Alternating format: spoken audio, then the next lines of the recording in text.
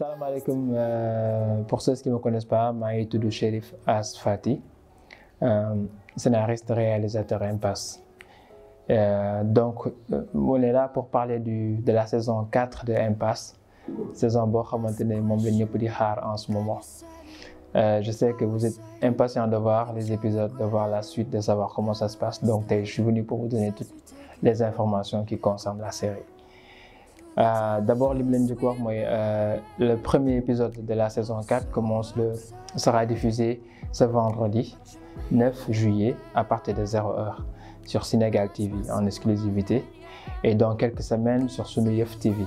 Donc, sachez ça, c'est la grande information que la saison 4 démarre le vendredi. Savoir aussi que Impasse, cette saison 4, c'est la dernière saison, moi saison Moudjubi, Buni Defti Impasse. Alors ça va être le grand rendez-vous. Tout va se passer dans cette saison 4.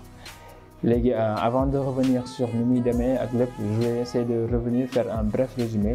Si Impasse, projet B, c'est quoi? Parce qu'il faut savoir qu'il y a toute une équipe qui est dans le projet.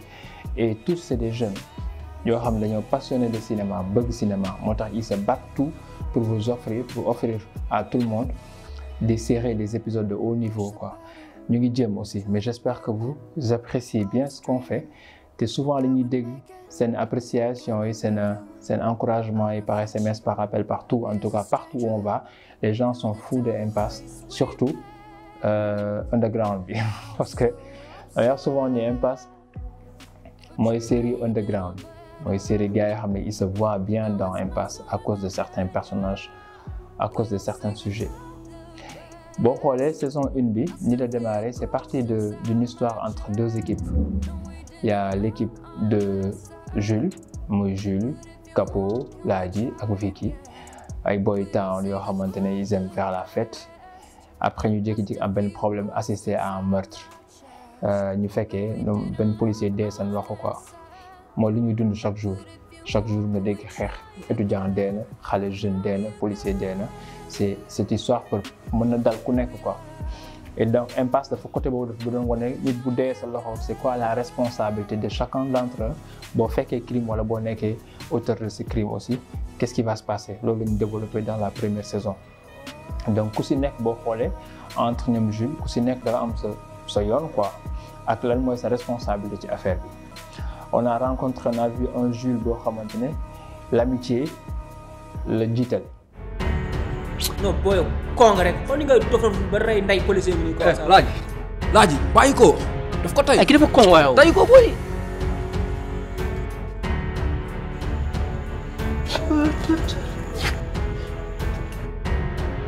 Buy lan ciol na quoi. Amul sax nek fi di saral di benal. Boy gaay. Policier bi déna ñun ñoko kill. Léegi xam nga nañ fexe seey quoi man loolu laa gis parce que fu ñu coy fekkee fii suñu life yàqu na. mooy dëgg. nañ jéem a génn dëkk bi jéem a yoxasu. tout ça boo xoolee ñëpp sax dans la première saison amitié lañ jiital quoi te amitié dafa am lu am solo parfois ni day xarit dafa am mais quand on vit des moments durs difficiles dañuy xam c'est quoi le sens vraiment de l'amitié te la première saison loolu la gën a wone est-ce qu'ils vont se trahir est-ce que dina am kuy jaay sa morom. te ku si nekk dafa am sa histoire bopp Laaji mooy doomu assistante procureur bi madame Sy Laaji amoon justice si ginnaawam des fois da ngay gis biir Sénégal fi nga xamante ne papa mu ngi liggéey si état bi mu ngi liggéey si police wala justice wala tout ça mën ko dimbale Laaji c'est le cas mooy cas aux jeunes yooyu noonu quoi et Laaji devait soit faire un choix soit mu dem boole gaay wala des yaayam wala ànd ak gaay il a choisi l'amitié. Jules Tekrel, c'est un gars, mais dans toute la première saison, il était sérieux. Et c'est un gars aussi, il voulait carrément diriger. On a vécu ça. Certes, on sait qui a tué, mais il faut que nous protéger parce que c'est venu par accident. Donc, Capo, c'est le gars qui a le sang chaud. Moi, gars, bon, il fait avant de réfléchir. On a chacun des copains comme ça. Il y a une tête mais au fond, il n'est plus bas quoi. Ok, Vicky, c'est elle qui est arrivée par accident dans l'équipe et qui tombe genre affaire quoi. Donc ça arrive. Chaque fois, c'est cas, il veut dire quoi. Alors, dans la première saison de Impasse, loolu lañ bëggoon wone la une partie de Boy Town yooyu noonu yoo xam ne afam lu leen dab quoi. De l'autre côté, l'autre partie de l'histoire, ça concerne Saul. Saul, c'est tous ces jeunes yoo xamante ne ñoo nekk ci banlieue bi nekk ci ghetto bi di dund lu métti te ils comprennent pas parce que on ne sait pas si c'est à cause du système, de la vie, de l'éducation du Sénégal ni fonctionner. Tu vois des jeunes qui vont grandir, qui ont un certain âge, ils ne savent pas comment fonctionne l'État, le gouvernement, le pays. C'est ce qu'on aussi. Ce qu'on veut, c'est de gérer cette journée. Nous yoré 100 francs, 50 francs, 200, nous avons un café par l'autre, nous avons un cœur. Mais c'est aussi l'Assemblée nationale, nous voter, c'est aussi. Donc Saul, il représente cette communauté de jeunes. Et puis, moi, Bossom moo gën a grave parce que c'est un agresseur dès le début. C'est un gars qui se bat, qui tabasse pour avoir de l'argent. Mais il est entre la culpabilité et l'innocence. Parce que Saul, chaque fois que vous dóor nit kenn agressé, jël yóbbul yaayam. Certes, il fait du mal pour aller faire du bien. Alors, il est dans 2 poids, 2 mesures. Mais lui, il juge personnellement Saul qu'il fait du bien parce que yaayam la fi nekkal. Mooy indi lu muy indi à la maison lu muy lekk. Il a des copains certes. Ba ndogal fekk ko ci. Parce que sa maman, comme du ma nekk fii di nettali la saison 1, mais on sait que yaayam daf ko dénk sa rakam bu jigéen un bébé pour mu surveiller ko et mu foxale rek comme annoncé nañ ko am na benn 4x4 bu nekk fii mu bàyyi fa bébé bi foog ni bébé bi du raam dina dem régler loolu cak après mu taw mu inondé bébé bi décédé. Inondation yi ça existe ba tey film bi wax nañ ko ci on a très tôt vu que chaque année chaque saison des pluies Sénégal daa am ay kër yu inondé ay bébé yu dee. Chaque année day am loolu ay xale yuy jeex ci ndox dañuy ñaan yàlla rek mu arrêté fii que c'est une urgence. On voulait parler de ça. Et dans l'histoire, dans la première saison, il y a un procureur qui s'est autosaisi et qui voulait arrêter, qui a décidé d'arrêter la maman pour irresponsable, homicide involontaire. Donc dafa topp mu arrêté ko parce que nee na mère bi elle a été négligente mënoon na surveiller doomam quoi. Sauf ce qu'il n'a pas compris, ce qu'il ne peut pas accepter, c'est comment on peut nan la mën a jur doom ba pare sa doom bi décédé ñu arrêté la pour ça ndax dafa décédé quoi. Moom xam na ni moom mooy responsable mais il voulait faire la guerre à cette justice. Moo tax si vous voyez dans la première saison, Saul s'est mis à poursuivre le flic qui a arrêté sa maman. Lu kenn musul xalaat que des agresseurs, que des bandits suivent des inspecteurs de police. Et loolu moo koy permettre ba xam lan mooy état. C'est qui ces gens-là qui sont là, qui font la police, qui font la loi autour de nous. Donc pour résumer, je voulais juste résumer la première saison, c'est 2 histoires yu def nii, l'histoire de ñoom Jules ak l'histoire de ñoom Saul yoo xamante ne chaque jeune mënoon ci gis boppam. Donc on est passé ensuite vers la saison 2. Saison 2, on a vu un début de rapprochement. Parce que dafa nekk saison 1 bu mu jeexee fu mu jeexee ku si nekk nag dafa am problème. Capo tëj nañ ko prison, Vicky tëj nañ ko prison, Jules daw na si benn lac mu fay ba lap ñu repêché ko si benn village boobu noonu mooy village Anna Rose. moo xoolee saison 2 bi Jules si beneen village la yow si ay tukuleur foofu nag il fallait que Jules cache son identité commencé dund ak ñoom ba commencé benn histoire d'amour ak Anna Rose, histoire bi dem ba dal ci kaw Jules ba mu topp ko. moo tax dans la saison 2 boo xoolee c'est une crise d'identité qui se passe dans toute la saison 2. Chaque jeune se cherche à cause du problème, mais chacun aussi cherche sa famille. Donc boo jëlee ci Jules qui quitte le village, il veut retrouver ses amis. Il faut que amitié bi ñëw, mais il faut que mu dof ba génn foofu. Il revient, il tombe sur beaucoup de choses. Il revient revoir ses amis, il se cherche. Jules se cherche. Si biir recherche le mec, il cherche son identité. C'est le seul dans toute l'équipe qui croit en l'amitié et jusqu'au fond pour retrouver Gaï, mais il a toujours des problèmes. Ladji, dans la 2e saison, il a eu des problèmes d'identité aussi. Parce que yaayam dafa tëj keneen à sa place. Moom fekkee ne crime bi, mais yaayam, comme sa maman travaille pour la justice, on voit toujours ces genres de cas. Yoo xamante ne boo amee bras long, keneen mooy tëdd sa place quoi. Et ça se magouille dans les couloirs du tribunal. Et Ladji n'a pas voulu croire ça. Ladji, quoi qu'on puisse le dire, c'est quelqu'un qui est juste moralement.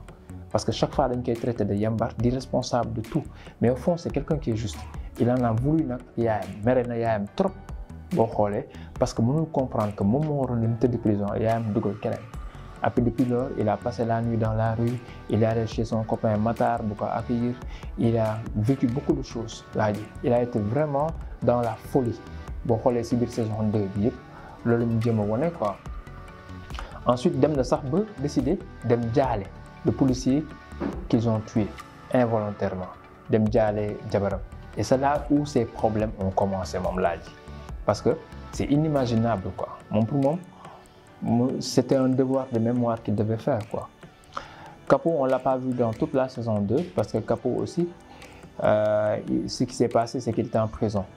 On l'a pratiquement vite fait vu, mais il faut purger sa peine en prison. Vicky aussi. On a vu d'autres personnes entrer. On a découvert dans la saison 2 Madame Diaye, moi et quoi, donc, bref, pour résumer la saison 2, c'est une saison, c'est une crise d'identité. Chacun se cherche dans la saison 2. Et la plus grande information, moi, les retrouvailles. On sent que Jules et Saul sont frères, jumeaux. Comment se fait-il pour que la saison 2 dirait? Secret bi nak moy yow mi Souleymane Cheikh nga man Cheikh. On attaque la saison 3 de Impasse. Dans la saison 3, il y a une beaucoup plus force de la police qui est arrivée. La police veut coûte que coûte arrêter ces jeunes parce que depuis lors, l'enquête est mal faite. Bon, il y a des gens qui ont été enfermés, il y a d'autres qui sont dans la rue. On découvre beaucoup de secrets. La police amna dolé, police nak bëgg na japp gaay. Mais la saison 3 montre une police qui est mal organisée. Une guerre de position. Bataille au Sénégal, on voit ces genres de choses qui se passent. Guerre de position à l'armée, guerre de position dans la police. Et les gens se protègent entre eux. C'est pourquoi certaines enquêtes sont mal faites, certaines enquêtes n'arrivent pas à terme. Et tout le temps, il y a des problèmes personnels, des problèmes d'ego, des problèmes de visibilité personnelle. Moi, il y a une tâche ici pour enquêter. Pour mettre la main sur Jules, mettre la main sur Ladi qui sont encore en liberté, c'est très compliqué. Parce que jusqu'en haut, il y a un problème. Heureusement, on a un procureur ici qui est très juste et qui se bat pour la justice, malgré les contraintes. Donc, saison 3, il faut avoir une police qui est forte, qui essaie d'arrêter ces jeunes. Mais en ce moment, il y a d'autres problèmes qui sont arrivés.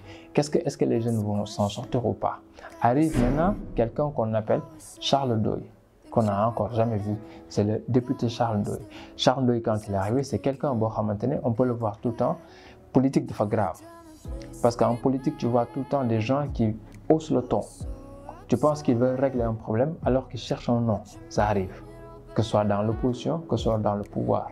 Je n'indexe personne, je parle de personne. C'est une histoire, c'est une fiction. Ils ont pris l'histoire de Nyom Jules, l'histoire de Nyom Jules, histoire politique. Un certain Charles Doy s'est dit que, oh, affaire bi mu ngi def buzz en ce moment encore. Jules, gars, ñu ngi wax fu nekk ñoom Jules, ñoom Capo, ñu ngi yàgg quoi. Comme nous, un prisonnier qui s'est évadé ces temps-ci, def buzz partout. Donc le politicien s'est levé, Charles Doy, pour dire que moi, je vais protéger ces jeunes. Parce que bon demain, accident, la concours de circonstances là, faut que me récupère le boy, vous avez une chance avec moi quoi. Donc c'est ce qui s'est passé. Faut que me récupère le boy, vous avez une chance avec moi. C'est ce qui s'est passé dans la saison 3.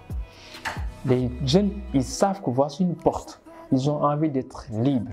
Ils ont envie qu'on les juge, qu'on nous prouve qu'ils sont innocents. Mais est-ce qu'ils font confiance à Charles Doy? C'est un problème. C'est ce qu'il faut voir encore. Est-ce que ça va aller bien? On ne sait pas. La saison 4 du New One. Donc dans la saison 3, l'affaire devient grave, l'affaire devient politique. Jules et Saul se retrouvent de plus en plus. Le gang se forme autour de ça. Ladi devient bizarre. Ladi devient quelqu'un d'autre.